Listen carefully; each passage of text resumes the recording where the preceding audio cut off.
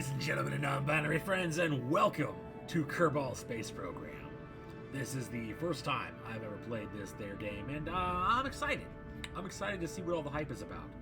It's been around for like a decade, and they're coming up with a sequel in a month, so go figure I finally get around to playing it. Let's start the game. Ooh, training? Ooh, yes, I think let's do a little training. Moon or bust? That's cute, I like that. Yeah, let's do some training. Let's get a little familiar. I don't want to just dive headfirst into nothing.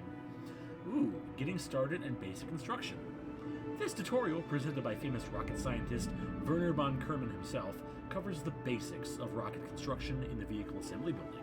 He's waiting for you down there and is always in high demand. Don't dally. I will not dally nor dilly. So let's make it happen.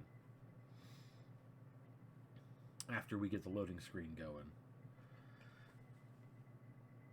Might as well stretch while we're doing that. Ooh, hold on, we got sound. We got birds. Welcome to today's lecture on vessel construction. I'm Werner von Kerman. Whether you want to put a slacklight into orbit, make a transcontinental flight, or step onto the very surface of the moon, you're going to need to build yourself a ship. It should be pretty easy even if you're not a famous rocket scientist like myself. In this tutorial, I will first show you around the Kerbal Space Center, and then take you to the vehicle assembly building, where you'll learn how to construct a simple ship. We'll cover adding and moving parts, what the parts do, how to change the performance setting of the parts, and how the adoption, and how to control staging. At the top of the tutorial, you have a craft fit for a quick hop on the launch pad. At each step, I will look at all controls other than the ones you need for that step. If you still manage to mess up, it took even me some time to become as skilled as I am now. You can press the back button to go back and fix things. It won't light up unless you mess it up. Well, now it's a Kerbal Space Center. I'll give you a quick rundown on how to get around. The KSC, for short, is home to the pinnacle of Kerbal endeavor and achievements for space exploration. Using the facilities you see here, you will be able to manage your space program, create rockets and planes, track your Kerbal explorers as they roam the solar system, find exciting new uses for explosive substances, dangerous, and in case of emergency, hire more Kerbals. Yeah, they're expendable like lemmings. To find out more about each of the facilities, you can hover your mouse over them or the facilities button.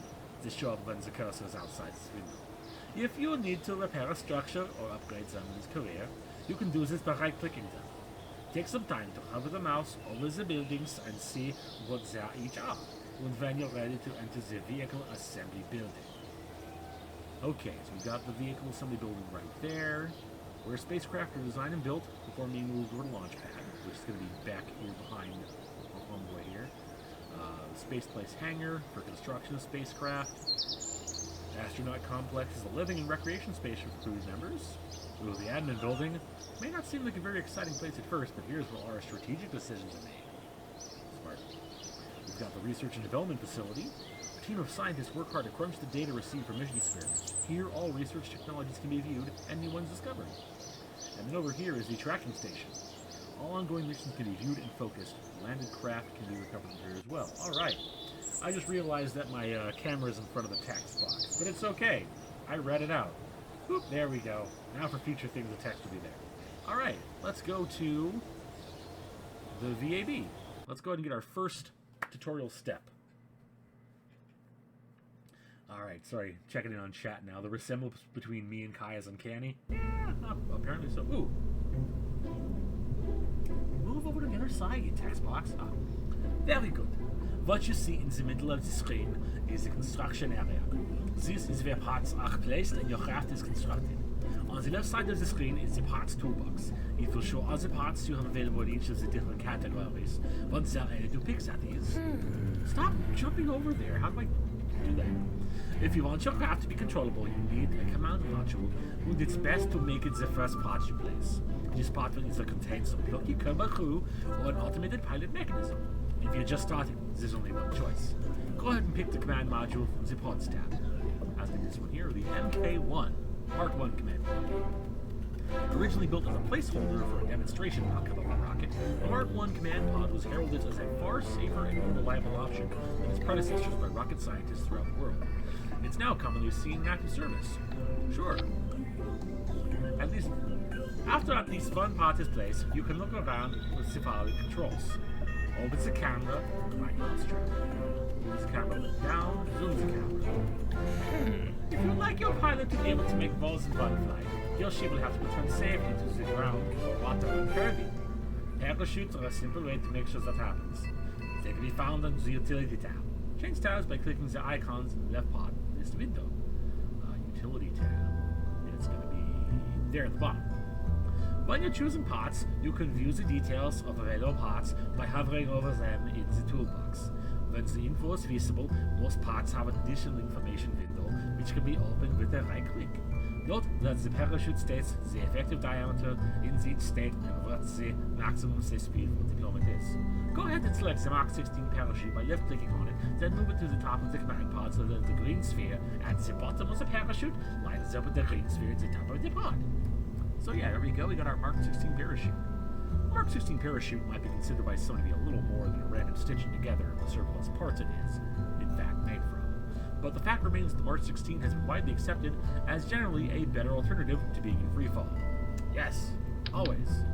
So we gotta take that and move your buddy out of the way, and there we go. Yeah, there it is. So let's go next. Some parts, like our parachute here, have configurable options. To see this, we need to right-click on the parachute we just attached to the pod. I almost spilled my soda.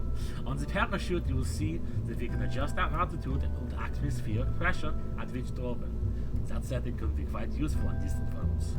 For now, let's check that opening height on the chute is at least 1,000 meters, because safety is a Kerbal way after all. So I right-click, altitude 1,000 meters. Yep, there it is. For the minimum pressure slider, move it a bit to the right to point 2. Right, point 2. There it is. For now, there we go. This setting prevents the chute from activating until the atmospheric pressure is above the configured value. On Kerbin, point 2 is about 9 kilometers in altitude, so even if you stage early and on the parachute, it will wait until then to activate. You can hide these options by right-clicking on the background scene or picking up another part, which is one available. When you're happy with that, we can proceed. I'm pretty happy. Whoa! Suddenly, I see good games. It has been a long time since you've been in, and Phyllis. Thank you for letting me know about the music. Appreciate that. There we go. Now we're good. Now we're working a little bit of a better bed, I think. Perfect. All right. How's everybody doing tonight? Welcome to the YouTubes. Next up, we are going to need something to make us go. Click on the Engines tab on the left to show the available engines and solid rocket motors. Grab one and connect it to the bottom of the pod. You may need to zoom and move the camera to be able to do so. So engines. Engines. There we go, engines. Okay. I will connect it in just a second. Filled with a new, even more volatile fuel, the BACC offers semi-reliable performance at a good price. It's the Thumper. So let's go ahead and click it, and we're going to go ahead and attach it like so. Ooh, yeah, I can move down. All right. Next up, oh, I already did that, sorry. Oops, I forgot, you're just starting out. You're not a famous rocket scientist, and to make that craft survivable as it stands now, you'd have to be a better rocket scientist than me. Ha! Impossible. The problem with that craft is that the solid rocket is too powerful for the payload. A single small pod and shoot. It will either burn up on ascent from going too fast or burn up coming back down.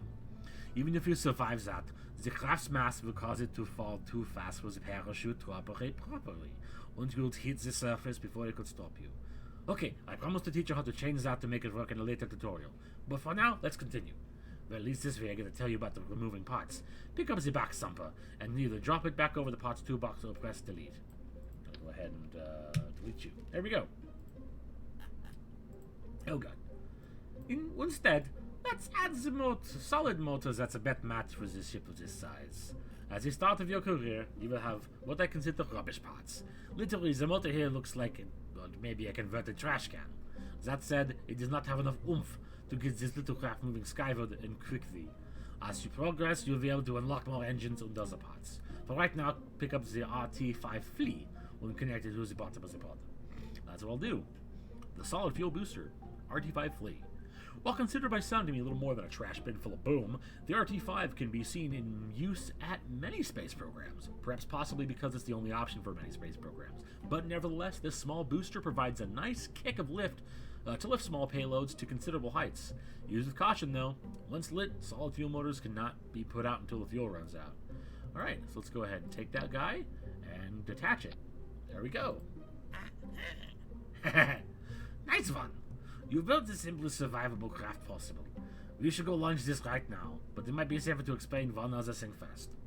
In the bottom right, you will see the staging stack. It's the box with the number 0 and icons for the parachute and engine in it. This stack shows us which parts will be activated as we stage our rocket. What this shows is that when we activate the next stage, both the engine and the parachute will be triggered. While it could be considered funny to open the chute and fire the motor at the same time, it's not going to give you much of a flight. To fix this, we need to separate the engine and chute into 2 stages. If you mouse over the 0 stage, you'll see a little plus and minus appear to the left of the box. Click the plus button to add a new stage. If you want too many, click the minus button on the extra one to remove them. Make sure you have precisely 2 stages. Okay. 1, 2. I assume. Unless it's... Hold on. Okay, 0 and 1 make 2. Haha! Math. Excellent. It's important to note that the stages activate from the highest number and count down. So our first stage will be stage 1, the engine. And our second one will be stage 0, the chute. Now drag the engine icon from stage 0 down to stage 1 to give our pilot some comfort. So... There we go. That's it. We now have a safe, well, relatively safe craft that's ready to go. Let's make sure that if we need this design again, we don't have to build it all from scratch. At the top of the screen, you will see the name for our craft. Untitled Spacecraft doesn't seem too majestic. Why don't you change the name so to be something more your style? And you can add a description if you'd like to. When you use load screens later, these names and descriptions will help you grab the right vessel. When you're happy with the name, click on the save icons. Ooh, what should I name my craft? What should I name my spacecraft? I'm thinking something kind of adorable. Like Lil Atmos. Oh, hold on. Yeah, atmosphere. Something. Little atmosphere lever. There we go. It's dumb. Little stinker. I like little stinker. That's pretty good. Little stinker. All right, that's pretty good. I like that. All right, little stinker. Let's go. Description? Now we don't need description. Excellent, fuck. Feel free to play around. Really? That was... Oh, that was Good Games. Okay. Wow, I thought you were doing that just to...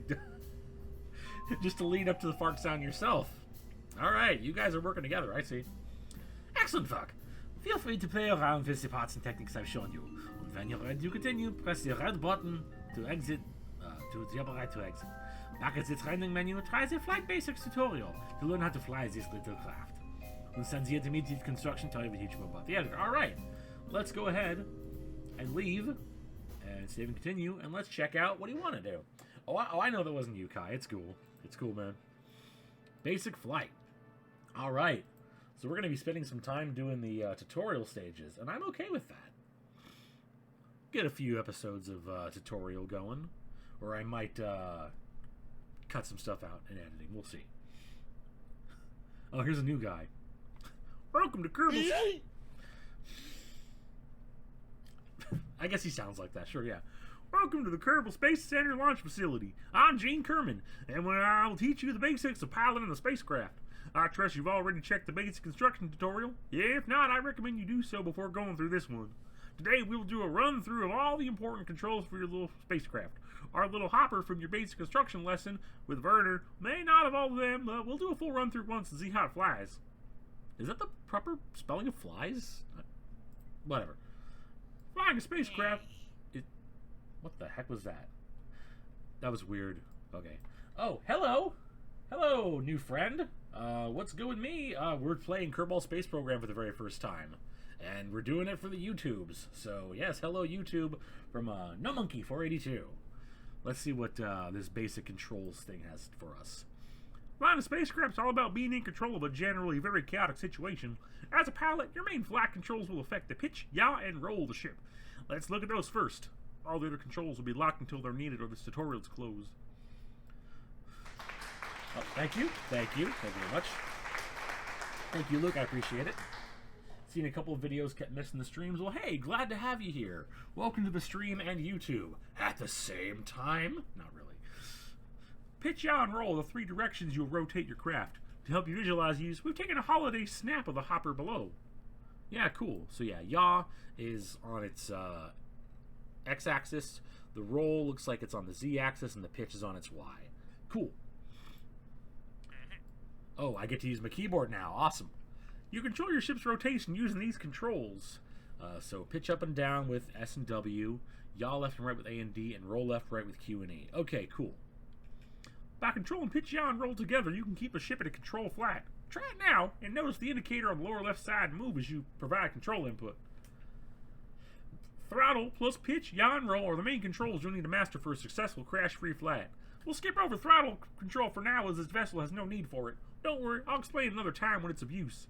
Remember that all these controls have a limited amount of effectiveness, so bigger, heavier ships will probably respond much more sluggishly to the controls than a little small one. It's also good to keep in mind that the stages are separated from the ship, as it'll become lighter as it's usually made easier to control. Let's take a look at the rest of the flight controls. Sure thing. In flight, all the planning you put into the staging sequence of your ship comes into play. From launch to the final deployment of the descent parachutes, you can control the activation of several of the ship's parts by activating stages with space. Notice the stage indicator in the lower left corner. It shows currently active stage. Since we haven't launched yet, it's showing the first stage is active. I have your staging controls locked for now, so the stage indicator is glowing purple. That's a nice, lovely purple color. I like that. One more thing on staging. If the staging setup is causing strife or you change your mind about something, you can edit the stage sequence on the fly. Pun intended. No need to go back to that little assembly facility. An important part of flying is knowing how your ship is oriented and where it's going. That's why it's good, but a good pilot is always aware of the ship's attitude. It is attitude, not altitude, but attitude, where it's pointing, and its velocity vector, where it's going. These aren't always the same direction, and as your skills improve, you should pick up on these. The big round instrument on the lower center of the screen is called the nav ball. This device sums up most of the critical information needed for proper death-free flight. Here you see the ship's nose in relation to the horizon. When you're not pointing straight up, it's easily visible as a line between the blue sky and the brown ground, as well as its heading, compass bearing, and speed. You also get several icons that indicate things like your current velocity vector, but we'll have a look at those later. In the top center part of the screen, you have your altimeter, vertical speed indicator, and atmosphere gauges. The altimeter will show the distance to the planet's surface at sea level. This means the actual surface may be much closer, so watch out for the ground when landing. Your vertical speed indicator shows how quickly your altitude is changing when launching. It is considered best to keep this gauge pointing up. The atmosphere gauge indicates how deep the ship is in the planet's atmosphere. This helps you know if the ship is high enough for orbiting without losing speed to air resistance, or judge how effective wings and control surfaces will be. Alright, yeah, sure. One last thing before we give this rocket the green light. In the stage and stack, Whoa, don't stage this sack. In this stage and stack, you can see the indicator for your parachute. This indicator shows when the chute will be ready, or activated by staging. You already know that. But the background will also change color to indicate when it is safe to stage this parachute. Safe to stage it. You know what I'm saying? And the foreground, the parachute bit of the icon itself, will change color depending on the parachute state. Note, however, that by default, parachutes will not deploy when unsafe, even if you stage them. The left three show safety. Safe, risky, and unsafe to deploy. The chute is unstaged, white in the left 3. The right 3 show state after staging. Arm deployed and cut/shredded. When you're familiar with the chute icon colors, we can move on. Alright, so... Cool, got it. Gray is good, blue is fine, and... Alright, cool. Yeah. Okay, enough talk. I'll unlock the flight controls and you'll be clear for launch. At any time, you may press escape to pause the game. In the pause menu, you can restart the flight or end this tutorial and return to the main menu. For now, get yourself prepared. Why is there a comma there? For now, get You're self-prepared and hit space when ready to launch. Don't forget our hopper has only a solid rocket motor, so there is no throttle control. That's why we didn't review the throttle here. Make sure to fly it nice and high arc and enjoy the flight. All right. First launch, here we go. In 3, 2, 1. Yeah! Lift off and up you go. You can try practicing some of the controls. Yeah, it's a big. Practice some of the controls that I've discussed, like pitch, yaw, and roll. Also keep an eye on the parachute icon on the staging list. Waiting for it to turn gray or whatever. Yeah, that shows you how safe the current environment is for shoots. Once it goes red, it won't deploy until it's clear again, even if you stage it. I could do it now, but I'll wait a little bit longer. Go higher. I realize this could be too much to learn in one go, so if you forget, you can always press escape to view the key bindings as a reminder. You can also see whether you're cure or enjoying the trip in the lower right corner. Anyways, I'll hang around and watch. I'll let you know when it's safe to stage your shoot. Oh, I'm still going? Uh-oh. Okay, there we go. Nice and easy. Oh. Oh. Oh. The solid motor's burned out. You're passing apoapsis. That's the highest point in your flight. Your speed is low enough to stage to deploy the chute. Let's do it. Deploy the chute. Hello? Hello? Oh, God, how do I deploy the chute? Oh, no, I forgot how to deploy the chute. Oh, Jesus. Oh, no. Oh, God. Oh, no, this is bad. This is bad. No, we're not eating. Oh, no, anything but that. Oh, no. Oh, no. Oh, no. I have completely forgotten. Deploy chute, yes. There we go. And now we sit back and enjoy the descent. Are we Thank you. Yes, I figured it out. I figured it out barely. I don't like the way we're going. I don't like the chute hasn't fully deployed. I feel like we're going way too fast. Like we're going way too fast to the ground. Don't crash. Oh, there's the parachute. Oh, there's the parachute. Are we okay? I think we're okay. Okay, all right. We did it. Woo! Oh, wow, that was scary. That almost went so bad. That almost went so bad, so fast. Okay, we're good. All right. We did it, team. GG! Yeah, thank you. Thank you. Appreciate that. A little over 100 meters left. We hit the ground. Gotta go ahead and definitely cut the parachute when it's time to do so. Well done. You survived your first quick flight. Hell yeah, I did, baby. When you landed or splashed in Kerbin, and not in training, you can point the mouse just above the altimeter and click the recover button on the panel that slides down. It has to be picked up. I've also unlocked the crew hatch, so if you feel like going out for a walk or swim, you can click the EVA button. That will allow you that'll pop up when you mouse over the portrait of Kerbal you want to take for a walk. You can do it just for fun, or to collect a surface sample. This concludes today's lesson. Exit training, you press escape to access the pause menu and choose to end scenario to return the main menu. I hope to see you again, learn more about suborbital flight perhaps. Bye! Of course. That was great. We did it. We absolutely did it. Let's go back to end scenario. Yes, that was fun. It's exhilarating. So we did basic flight. Let's do intermediate construction. Yeah, let's do a little more. Oh, that's Luke with a posture check. Don't mind if I do.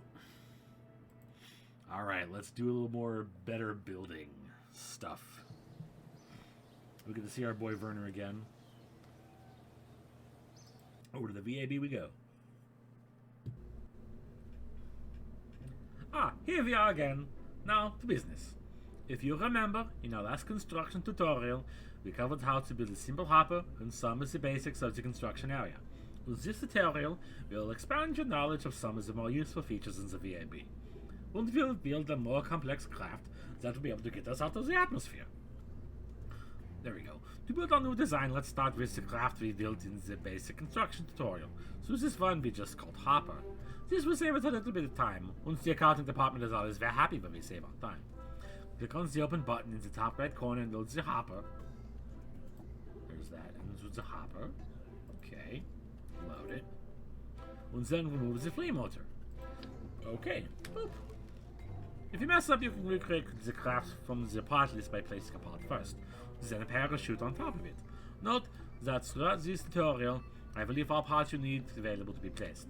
If you delete the craft file somehow, close the load dialog and open it again, The class will be back. Alright, cool. Alright.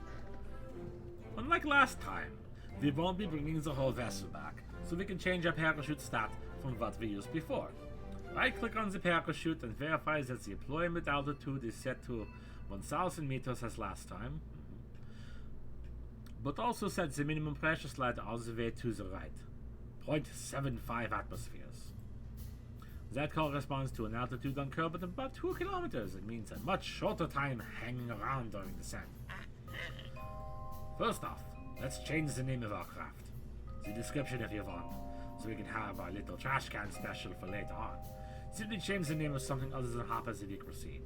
Well, I made a little stinker. The boys like perfect Doofenshmirtz. I'm definitely trying not to go for Doofenshmirtz. I probably could, if I wanted to. It's not something that I practice, but I can give it a shot here.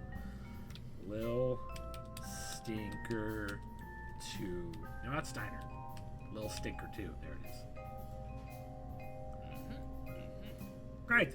For this craft, we are going to give this ship some additional purpose by adding a science experiment. We can run these experiments during our travel and get valuable science data for Kerbal kind. There are a number of science experiments to be performed, but at the moment we only have the mystery goo containment unit available. Ooh, contain the mystery goo. No one contain this mystery goo. Anyway, switch to the science tab to look at it. This is one of the most basic scientific experiments Kerbal scientists have devised, and one of the first things they want to try and understand better. I mean, they don't even know what color the goo is. So, science. There's science. Oh, hold on. There we go. When you pick up the parts, you will see that it's designed to attach to the sides of other parts, i.e. radially. If we attach only the one of these, then during flight our craft to be on balance. One way to solve this is to add an extra goo container to the outer side of the rocket so that they balance. Luckily, we have a symmetry tool up here. These buttons control symmetry, highlighted, with angle snap, and can be found in the lower left of the screen. Press the symmetry button, or the X key, to cycle through the available symmetry modes. So I've got all those ones down here in the lower left. Looks like we only need just probably the 2. Set this to 2x, I think I just did. And then pick up and place a mystery goo containment on the side of the pod, near the top. You'll notice the second one has been placed opposite by Mr. Oh, we're gonna go. Oh, where you go? Oh, there I am. Oh, where you go? Oh, there I am. Oh, there I am. Okay, sorry. Put it right on the white parts. There we go. Yeah. If you always place the balloon canister, pick it up, make sure symmetry is set correctly, and place it again, so that it has a duplicate on the other side. Remember to place the canisters near the nose of the pod, which I did. If we add too many more parts here, the craft we are making will be too heavy to survive re-entry safely, and too heavy to be slowed down by a parachute, leading to sudden impact syndrome. So we will need to add a decoupler below the pod. Decouplers can be found in the coupling tab, which is there. There. And we'll let us split the craft when we no longer need the lower parts. We won't be able to recover these discarded parts, but at least our craft and our Kerbal will survive re-entry and landing. The decouplers can be used in many ways, but for now let's just place one to the bottom of the pod. Go to coupling tab, grab a TD12 and place it. So that's our TD12 decoupler. The TD12 stack decoupler is equipped with a, hopefully, small explosive charge that will sever the structural linkage between itself and whatever it's connected to. Painted on its sides are handy arrows indicating which side will detach. So we click that, and we put it there. Notice that stack decouplers have arrows. The arrows show which side is the side that decouples. Make sure your decoupler's arrow is pointing up towards the pod. It will be by default. Okay. Well done! You'll recall, I hope, that in the previous tutorial, we had to adjust the staging stack when we added the engine to our earlier rocket. When you add the decoupler, the extra stage is automatically added to the stack so that any new parts below the coupler won't be staged at the same time as those above it. You can of course move these around, all around, like madly. I don't know. But hopefully this will save you some time as you go. If you want to return to the default staging setup, click Reset at the bottom of the staging stack. This time you're going to use a liquid propellant rocket engine. Unlike solid rocket motors, these engines don't carry their own propellants with them, so we had to add some fuel tanks. Go to the fuel tanks tab. We are using these early parts so that only FLT-100 is available. This is another area, like engines, where advancement brings bigger and better parts. We are going to need 5 of these tanks to get us to space. Before you grab 5 tanks from the part toolbox, however, let me give you another tip, because efficiency is my middle name. It goes right after Von. Venne von efficiency Kerman, don't question it. Once you place the first tank on the rocket, you can duplicate that tank by holding left alt key and clicking on the tank. You can do this on the bottom tank a few times and quickly get 5 of these attached without having to go back to the toolbox. Add 5 tool tanks to the vessel and you can proceed. Is there a 5 symmetry option? There's 6. Okay, so I have to do it my own damn self. Alright, engines. 5 of these guys. The LV-T45. Actually, ooh, no. That's not what I want. What do I want? Fuel tanks. There we go. FL T100 fuel tank. The T100 is a miniature fuel tank made to be even more adorable than its bigger brother, the T200. Handle stoically and with care. So that's that. 1 and 2 and 3 and 4. No. Oh my goodness. And delete because this is being a butt.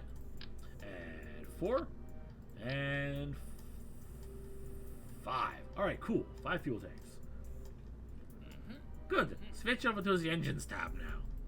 The swivel engine you see here is obviously different from the flea we used before. This is a liquid engine and it needs and burns both liquid fuel and oxidizer. Funnily enough, that's what we've just added to the rocket. Attach the LVT-45 swivel to the bottom of the rocket stack now and keep an eye on this engine to see how it changes. So this LVT-45 engine was considered a breakthrough in the LVT series due to its thrust vectoring feature. The LVT-45 can deflect its thrust to aid in craft control. All these added mechanics, however, make for a slightly smaller and heavier engine in comparison with the other LVT models. That's fine.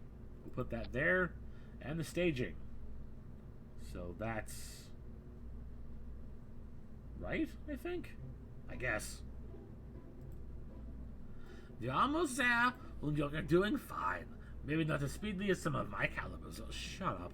The last thing we are going to need to do is give this rocket a little bit of stability, so it keeps going the way we want it to go. We will achieve this by adding some fins near the bottom of the rocket. Fins can be found in the aerodynamics tab, which is there. It looks like a fin. Set the symmetry mode to 4x. Done. So we will place them on both axes. Also turn on angle snap, which is that one. Yeah, it is the hexagon. Okay, cool. Did it. Yeah, I got it. Drop a big fit on the last rocket tank. You'll see the other 3 symmetry counterparts in place as well. Bap, and whoa! Woo! Hold on, the last part there? Is that where it wants it? On the last rocket tank, yeah. Right around there. I guess that's fine. Cool. I did it. Excellent. Now we've got the rockets that will let us reach for the stars. Admittedly, I did say reach for, as this is a basic rocket which can't achieve orbit. But on the bright side, that means re-entry will also be basic. You've done a great job in building a basic hopper and a super orbit-capable rocket. Hopefully you've learned a few things on how to build a craft here, and how to use some of the shortcuts that are here. Feel free to hang around a bit and try your hand at other things too. Or perhaps you could look at the next lesson on suborbital flight, where we will see just how well this rocket performs. Or head over to the science tutorial and learn how to advance your career and unlock more parts. If you could show yourself at a construction facility with a red button on the top when you're done experimenting, that'd be great. Auf Wiedersehen! Alright.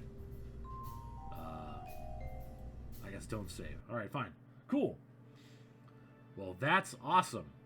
And I think that just about does it for the first of hopefully many in this series. So next time we will come back, we're going to fire this next rocket and see where we go. Thanks for watching, everybody. I do appreciate it. Make sure that you do the liking, belling, subscribing, all that jazz. Comment down below, share your thoughts and feelings, and if you could share this with your friends and loved ones, that'd be swell. So until next time, take it easy.